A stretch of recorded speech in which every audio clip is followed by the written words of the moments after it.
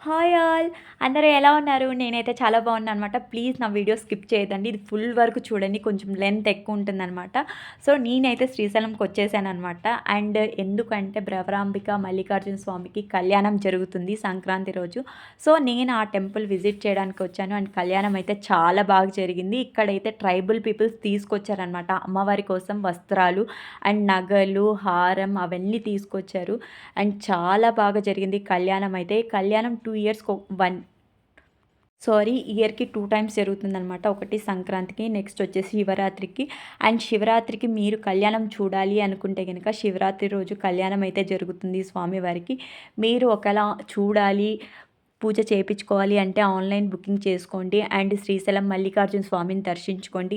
And చాలా బాగా కళ్యాణం అయితే జరుగుతుంది. అండ్ స్టోరీ ఎక్స్‌ప్లనేషన్ చాలా బాగుంటుంది.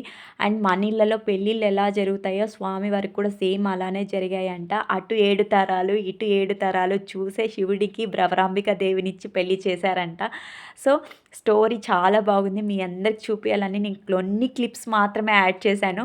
అండ్ నెక్స్ట్ అమ్మవారి కోసం పాపిడి బిళ్ళ, వడ్డానం, వంకి, నెక్స్ట్ హారం, అయ్యగారికి ఈ హారం తీసుకొచ్చారు. అండ్ ఇక్కడ తలంబ్రాలు చేసుకున్నారు. చాలా బాగా జరిగింది కళ్యాణం అయితే. అండ్ మ్యారేజ్‌కి వెళ్ళినప్పుడు మనకి ఎన్నైతే జరుగుతాయో అంతకంటే బాగా జరిగింది ఈ కళ్యాణం.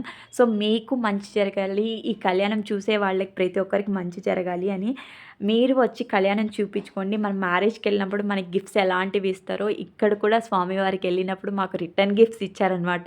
ఆ రిటర్న్ గిఫ్ట్స్‌లో శారీస్ ఇచ్చారు. అండ్ ఈ వీడియోతో